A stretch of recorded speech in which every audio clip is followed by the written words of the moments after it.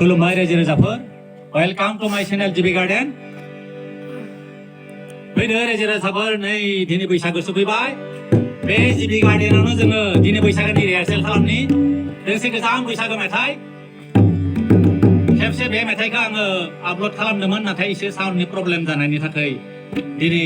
बे जिबि गार्डेनावनो बे बेलासे समाव खेबसे रिहार्सेल खालामनायनोसै नोंथांमोना भिडिअखौ जोबजासिम नायलांदो आरो सोरबाफोर आंनि चेनेलाव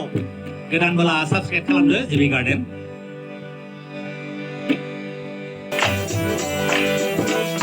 Kerkeरायनायजों थेरगाबनाया बिखाया सिङावनो सानदानाय केरकेरायनायजों थेरगाबनाया बिखाया सिङावनो सानदानाय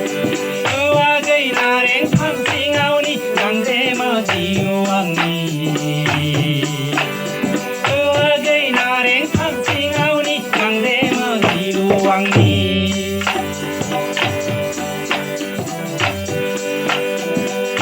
केरकेरायनायजों थेरगाबनाया बिखाया सिङावनो सानदानाय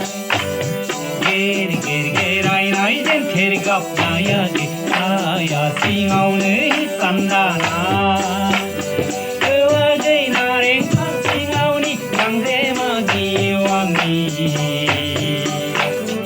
औवा गैनारें फां सिङावनि गांजेमा जिउ आंनि माबारला बौवाखै हाल हयनायाव जान्जि खानियाखै खदाल जावनायाव फावरि खानि आगर फालिया माबारला बौवाखै हाल हयनायाव जान्जि खानियाखै खदाल जावनायाव फावरि खानि औवाखै गोसोजों गोसो जायोबोला सानैजों रायजो जानि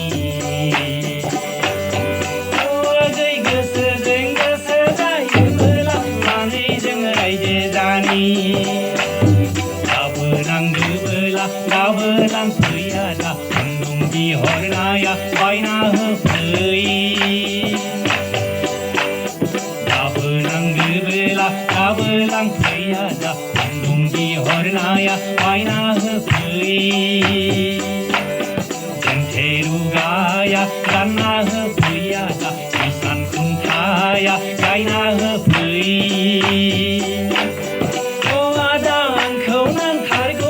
बेसर बिबार बारि सनाखौ बायना होफै आंखौ नांथारगौब्ला बेसर बिबार बारि सनाखौ बायना होफै केरकेरायनायजों थेरगाबनाया बिखाया सिङावनो सानदानाय केरकेरायनायजों थेरगाबनाया बिखाया सिङावनो सानदानाय गैनारें फां सिङावनि गांजेमा जिउ आंनि औवा गैनारें फां सिङावनि गांजेमा जिउ आंनि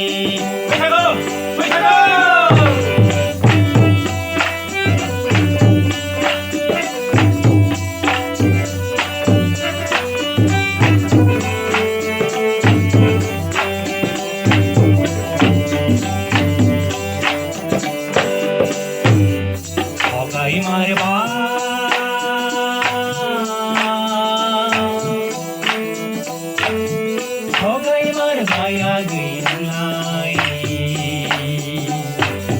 दाबो मोनासै आं हरनाय फालिनि नोंसेबो खुन्दुं रोबैयागै नोंसेबो खुन्दुं रोबै आगै सिमां मोखांनिनो अराय जिउ गोरबोनि आगै सिमां मोखांनिनो अराय जिउ गोरबोनि गायाखै